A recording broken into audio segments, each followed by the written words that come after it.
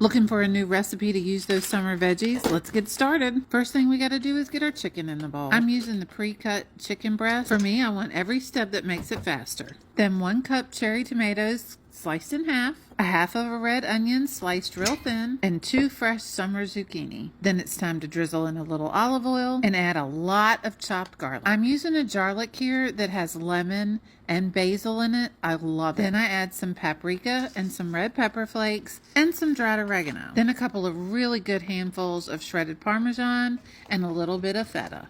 Obviously, you can see I'm taking this on a little bit of a Mediterranean spin, but this recipe is so flexible. If there's something in here you don't like, then don't use it. Now, I season it up real good with salt and pepper and then add the remaining of the smoked paprika and the oregano, and I just did that so that it would be evenly distributed. Then I decided to throw in a couple of spoonfuls of halved Guatemala olives, and I had some fresh sliced mozzarella in the fridge, and I just am piecing that out because I'm going to mix that in as well. Now just make sure you get everything mixed up really, really good. If you need to add a little more salt and pepper, do that. This is definitely a season to taste. And when I say season to taste, I do not mean taste raw chicken. What I mean is this has Parmesan and feta and black olives in it, the Guatemala olives. They all are a little salty. All that means is if you like a little bit more salt, you might want to add a little bit more salt. If you like it on the less salty side, don't add any more. Then I also decided to add a few pats of butter across the top. And then I used the rest of the sliced mozzarella that I had. Why not?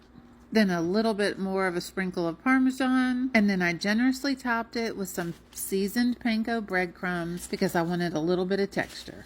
Now this is ready to go into a 400-degree oven. I put the lid on it because I don't want the cheese to brown quite yet. Get it into the oven and I let it cook for about 45 minutes. The chicken is cut up small so it doesn't take long. Your veggies, they take no time at all. And just before it's done, take the lid off and let the cheese brown. Dinner's done. That's all there is to this amazing summer casserole. If you have a casserole you'd like to see me make, drop it in the comments below.